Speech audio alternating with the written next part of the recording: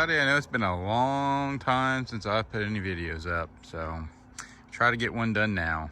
I've been slacking, but I've also been busy. I think the last time we were talking about going through the 22RE in the truck, and I have done that. I've got about 600 or 700 miles on it now at this point. I ended up completely taking it out, resealing it, put new rods and mains in it. All the timing stuff was new, not very long ago, so I didn't touch that. And I didn't put rings or anything in it. I just put all new valve seals. I put a cam in it. I have a 261C crawler cam now in it. And I've been playing around with it, getting it tuned up where it runs pretty good. So we got all that done. I also, Skyjacker sent me some ADX shocks and some new front coil springs. I'm running 2.5-inch TJ Jeep coil springs on the front. And the shocks are 12-inch travel. I think the real application is for a rear of an F-150 or something, but that's what I'm using. And while we're up here, we'll talk about this little trick. That little spring on my brake line will keep the brake line out of the tire and off the shock. It's nothing new. A lot of guys have done that. I've swapped tires. I have the Cooper 40-inch STT Pros on it now, on the bead locks. These are tires that were on the GMC before I switched to the Patagonias on it. I've done a little bit of cleanup work. I have new rear leaf springs also from Skyjacker. Set of 4-inch springs, which worked out perfectly. I have that with a longer shackle. See back there, and all new bushings, which the bushings were completely shot in the old springs. And I've been working on getting packing done. I'm getting ready to go on the Centerforce adventure run in Arizona. I gotta leave next week to go out there.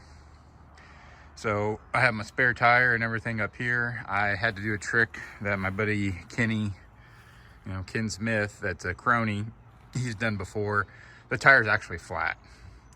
That way I can get it to suck up a little bit tighter and fit all my stuff in here better. So it's a little bit of cheating, but that works.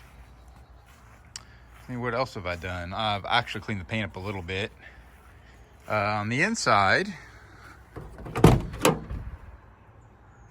put a vinyl floor in it and some insulation, which is a huge improvement. I mean, this truck forever was a trailer queen with no doors on it. So I had nothing on the floor at all. Got all my shifters in here working. And if anybody was curious about this, the big center one here with the double sticks is for the Dana 300, the rear transfer case. You got your rear output and your front output control. This is for the crawl box. Got a Toyota crawl box on it. And of course, the 5-speed. But it's all cleaned up in here. Got my iPad mount back in here. And I like to do this on something that's street driven. I still have the stock seat belts in here, but it also has 5-point harnesses all tucked up in here. Move my fire extinguisher to back there because it used to be over there, and it's kind of a pain in the ass for the passenger. What else I've done in here? That's about it. I've got everything working in the dash now, so all the gauges work correctly. Let's see if I can fire up cold. The override switch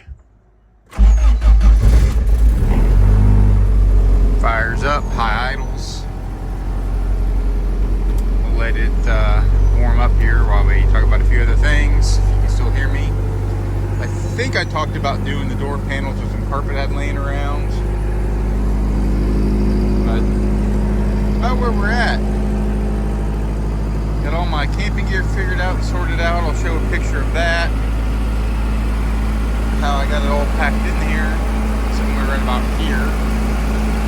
Let this warm up so you can hear what it sounds like if she warms up a little bit. But while that's doing that, clean the truck up, tow it out to Arizona. It was getting pretty nasty. It's all changed. My little D150. I switched to 20-inch wheels off of a later model Ram Classic. Picked them up super cheap. Got to run spacers to make them fit correctly, and eventually going to lower the back some more on it. But where it really been. This looks like it's probably gonna be a pretty short video, but I'll be back here in a second when the truck warms up. Well, hopefully that comes through pretty well. Still a little cold, but she's idling down. I did modify the airflow meter a little bit, and really what I really ended up finally doing is I'll show you.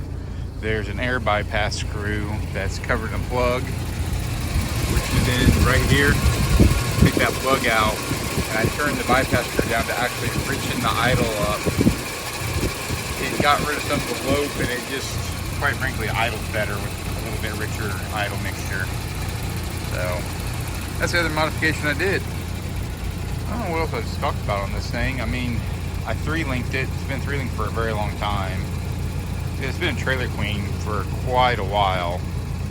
So it's kind of where we're at. If anybody has any more questions, go ahead and ask down in the comments and I'll answer them. And hell, I might even make a video about it.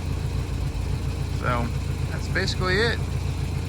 Gonna get everything ready. I think we do for the most part. I wired up power to the bed for the fridge. So we're gonna go on an adventure in this thing and see how she does. Thanks for watching, guys.